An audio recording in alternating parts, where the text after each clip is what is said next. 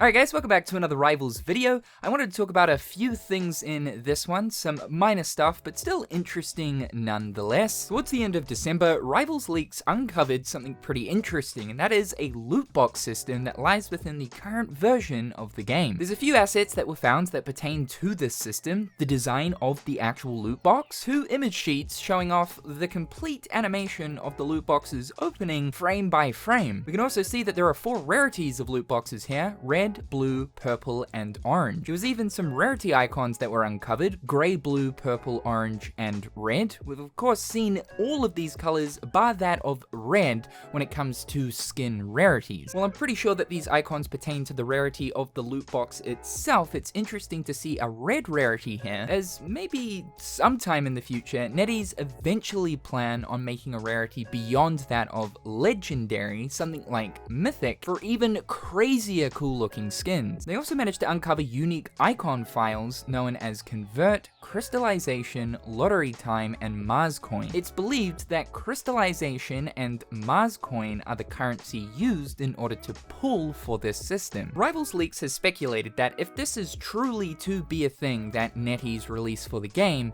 it will be a setup where you can actually convert lattice and units into the Crystallization and Mars Coin currencies in order to pull boxes. Looking back at Overwatch 1, the loot box system was quite a notable system for the game. It made a lot of noise, to the point where China ended up pulling out from allowing Overwatch to be played within the country because of this system. Overwatch's loot box system sort of shook the gaming industry because it was almost classified as gambling to a certain extent. Even though Overwatch isn't the first game to bring forward an almost gambling-esque type system, this is incredibly popular still to this day through gachas, using a premium currency to pull for random items. There's a bit of a misconception though when it comes to loot box systems. There was such an uproar surrounding this, and basically in some places around the world there are now legislations put in place where there actually needs to be a probability chart. And so this is why if you play a gacha game or any game that has a loot box-esque system or a pull system, there will almost always be a probability chart to tell you the percent in which you have in order to receive the certain item you're trying to pull for. So if we were to see a loot box system implemented into Rivals, the probability chart would absolutely have to be there. Here's the thing though, going off of Rivals Leaks speculation towards one of the icon files that are found here, known as Lottery Time, they've speculated that this could just simply be for a limited time event. And part of getting the event rewards here is via loot boxes. Now if I'm being completely honest here, I am actually all for this. I don't generally like the whole gacha pull system type setup, but it would be kind of cool to have a system in place where we can use some of the earned currency within the game in order to pull for skins. This could be a cheaper method of obtaining skins rather than spending 7 generations trying to save up enough units by simply just playing the game in order to purchase from the store. It just sort of gives players that option of, hey, for half the price, do you want to take a random chance of potentially getting a really cool skin? Or if you want, you can simply just hold on to your units and save them for the skin you absolutely want, but it will cost you 2 times or perhaps 3 times the amount via purchasing it in the store. Because there are different rarities of chests here that would clearly contain higher value cosmetics, I don't think as of right now where Rivals is at with the amount of skins and the different rarity categories that they all fit into would actually justify having a loot box system. This is something that I could imagine being implemented when the game is well and truly into its life cycle, 2 to 3 years from now, when there are a good amount of skins to actually throw into a system like this. This absolutely tells us though that Netease have at least played around with the idea of a loot box system for the game, and it might be something that eventually gets added. Just remember though that for people that aren't too keen on these types of systems, don't worry, it seems as if this could just simply be for an event. Another interesting mention by Rivals Leaks here is a PVE mode for the game, mentioning I was informed by a source some time ago that they had experienced a PVE mode in the game,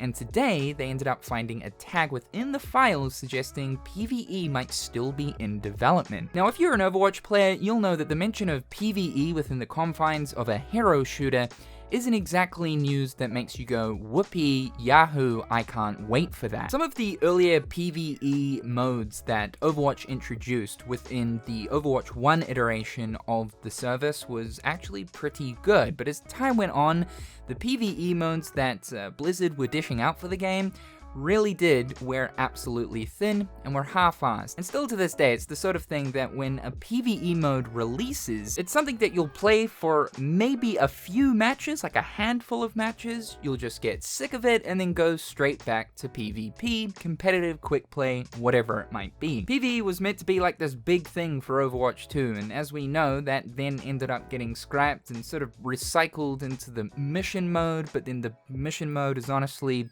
I don't know, I would rather eat chalk. I think that there really isn't, as of right now, a good example of a current live service hero shooter with a really decent PvE mode. I can imagine though that this is something that is sort of inevitable for the game. Netease are quite clearly very serious about the story and it not just being this background thing for the sake of this multiplayer competitive game having a little bit of substance. No, they actually want to do things with the story. They've made that quite clear with Season 1, with the mention of the Chronoverse, the multiverses, multiple timelines, Doom, as well as Dracula. But I don't think it will ever get to a point where Netease then split their team in half. One half is then dedicated to straight up PvE, and the other half is competitive, where the game has a completely separate side to it only focused on PvE.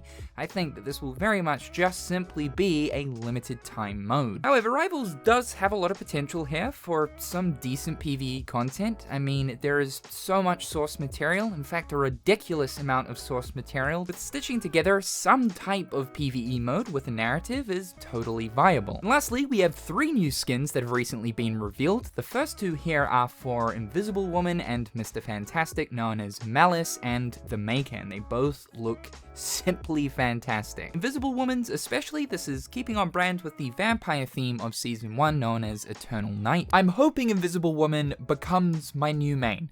Her kit is looking very interesting, she looks incredibly fun to play, however, I am concerned, and I am concerned with purchasing this skin and not being able to actually focus on the game in hand when all of that is right there in front of me. The model designers at Netease know exactly what they're doing. And beginning on Jan 10th and running through until the 25th, some Twitch drops are going to be available. We've got a spray, a nameplate, and a brand new Hela skin known as Will of Galacta. Now guys, just some interesting stuff I thought I'd bring to your attention. Let me know what you think about a potential loot box system in Marvel Rivals. I'd love to know. However guys, thank you so much for tuning in. Slap that like button if you enjoyed. Subscribe to the channel to keep up with everything going on here. As always, a big thank you to my wonderful patrons. I hope you're all having a fantastic day, and we'll talk again real soon.